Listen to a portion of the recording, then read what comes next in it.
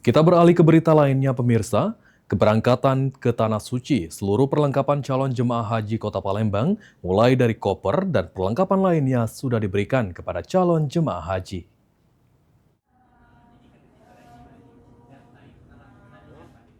Kantor Kementerian Agama Kota Palembang memastikan seluruh perlengkapan calon jemaah haji telah didistribusikan secara menyeluruh. Perlengkapan tersebut meliputi koper besar, koper kabin, tas paspor, dan tas sandang yang akan digunakan selama perjalanan ibadah haji. Kepala Kantor Kementerian Agama Kota Palembang, Nanang Suherman, menyebutkan seluruh jemaah haji telah menerima perlengkapan secara lengkap. Namun beberapa jemaah mengeluhkan kondisi koper yang rusak dan telah dikembalikan. Menanggapi hal ini, pihak Kementerian Agama memastikan koper yang rusak akan segera diganti. Pemerintah juga menyiapkan stok cadangan dan melakukan pengecekan ulang untuk memastikan seluruh perlengkapan dalam kondisi baik. Dengan demikian, calon jemaah haji diharapkan dapat fokus mempersiapkan diri menjelang keberangkatan.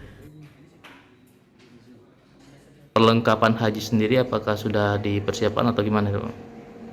Untuk pemberangkatan jemaah haji Kota Palembang, semua fasilitas perlengkapan baik dari cover dan tas sama baju jamaah itu sudah ready semua, sudah mereka terima semua. Berarti sudah diterima sama seluruh jamaah haji, Pak, ya? Kalau koper semua sudah kita serahkan kepada jamaah. Apakah masih ada yang belum diserahkan ke jamaah haji, Pak? Ada beberapa yang komplain karena tasnya rusak, itu lagi kita persiapkan untuk diganti dengan yang baru.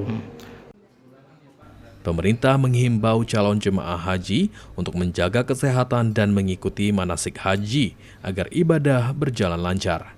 Suryadi, PAL TV.